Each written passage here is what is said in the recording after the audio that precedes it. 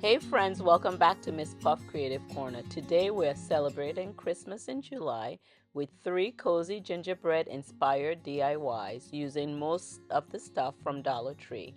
These are so easy, budget-friendly, and perfect for a rustic or cottage Christmas look. Don't forget to subscribe and let me know which project is your favorite. For my first project, I'm turning some little wooden gingerbread men I got from the Dollar Tree into a standing tabletop tree. I'm using Dollar Tree's Jenga blocks to create a simple base and securing everything with wood glue. And you could also purchase that wood glue from the Dollar Tree. So I painted these with apple barrel nutmeg brown in a matte finish. This is a sweet little piece for tear trays or a kitchen shelf.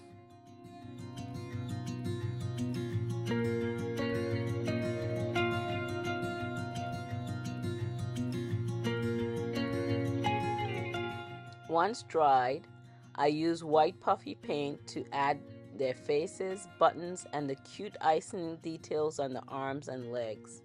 I alternated red and green bows and each gingerbread man using candy apple red and clover fields, both from apple barrel.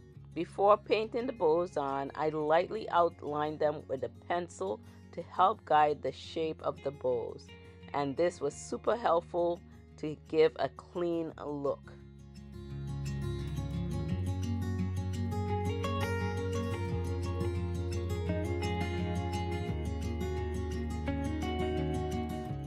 To assemble the tree, I stacked and glued the pieces together, then used these large pink clamps from the Dollar Tree to hold everything in place while they dried. These work great to keep the pieces aligned and secured.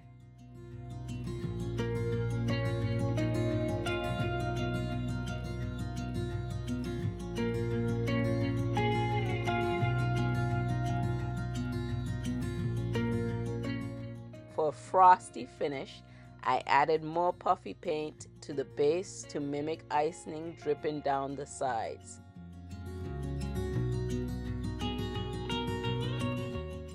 And just like that, this festive little gingerbread tree is ready to sweeten up any holiday nook.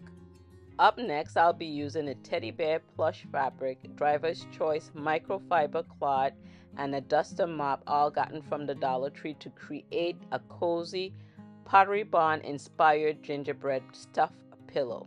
So I'm taking the plush fabric and I'm going to fold it in half on the fold, and then I'm going to fold it again, and then I'm going to cut at an angle to create the roof, and this way both sides would match.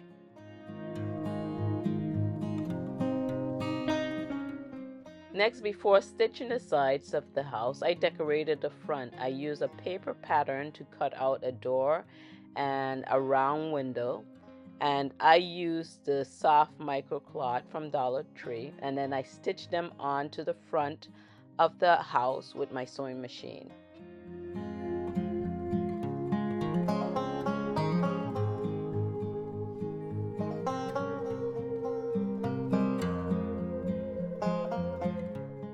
I also hand embroidered a few twinkle stars in the center with embroidery thread to give a sweet whimsical touch.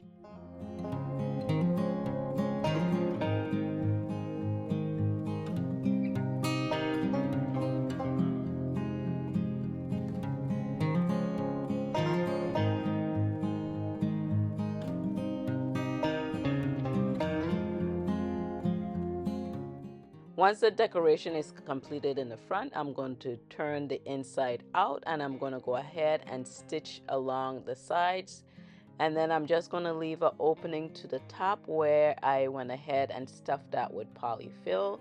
I think I got mine from Joann Fabrics. You could get it from any of your craft stores, and I've even seen it in my Dollar Tree too as well.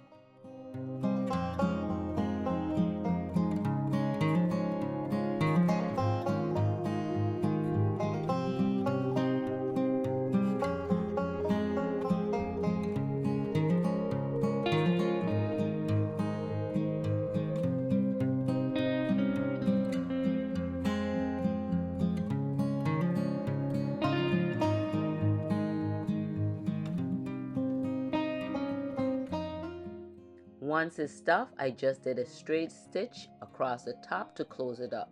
Don't worry if it's looking a little rough. We're going to cover that up with the snowy rooftop so no one will even see it.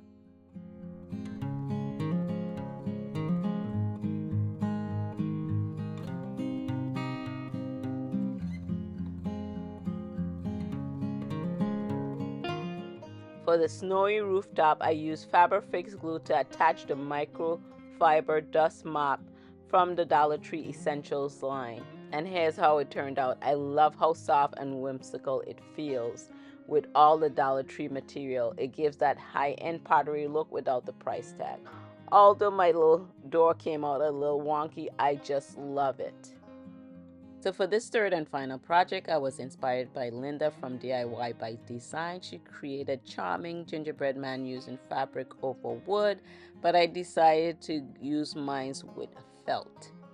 I started by cutting out my gingerbread man shape using a paper pattern, one for the tan felt and one slightly smaller for the inside batting to give a little structure.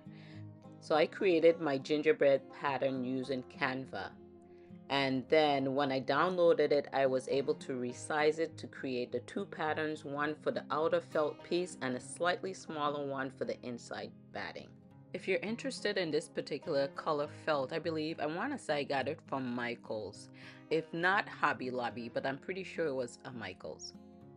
So we have two halves with the felt for the gingerbread man. We're going to take our batting and sandwich that between the two felts. Okay, before stitching them all together, let's decorate the front. I painted 3 wooden buttons with apple barrels, burnt umber, and then I'm also going to stitch those on with dark brown thread. And then I added 2 small black beads for the eyes, and those beads I got a set from Hobby Lobby. So I took it over to the sewing machine and I stitched around the edges using some thread to match the felt. Then I'm going to go ahead and stuff that with polyfill, and you can see I left an opening to do that. Once I get it nicely stuffed, I'm going to take it back over to the machine and close up that opening so you could have that even stitch around. So next I am going to take some sandpaper and just distress the buttons a little bit. So I would recommend you do this before you stitch your buttons on. Don't do like what I did just to sand it there, because you could easily ream your little felt. Next up, I'll be creating a tag. For that tag, I frayed a small piece of beige fabric and layered it over a piece of batting that I cut slightly larger so it would stick out around the edges. I stitched around the border with dark brown thread on my machine to give it that frame homespun look. Then I stamped the word Jolly in the center using my clickable stamps, also from Michael's, along with early espresso ink from Stampin' Up, which is a nice rich dark brown that adds to the primitive feel.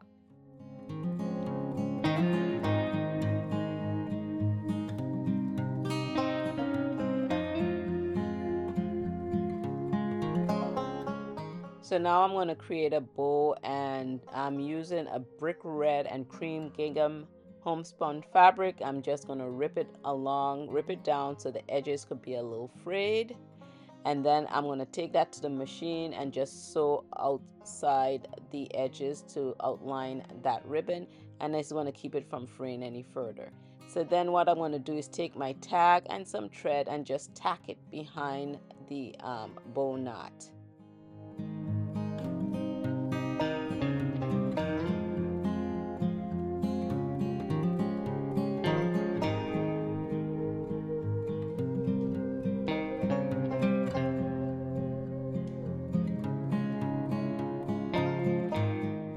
Then once my tag is tacked on to the ribbon, I'm going to tack that on now to the gingerbread guy.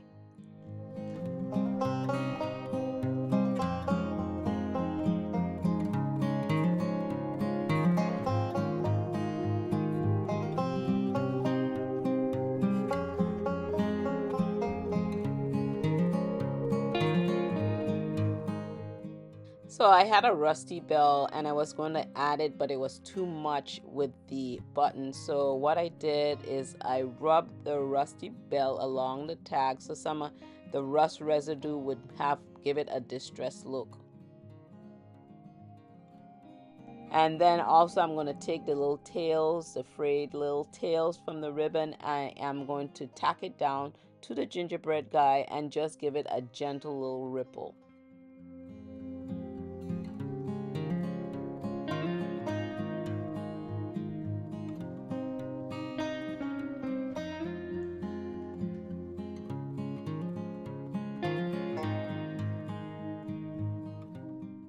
So to add the final touches to it, I took Stampin' Up! Flirty Flamingo ink and my stencil brush and I added some rosy cheek to my little gingerbread man.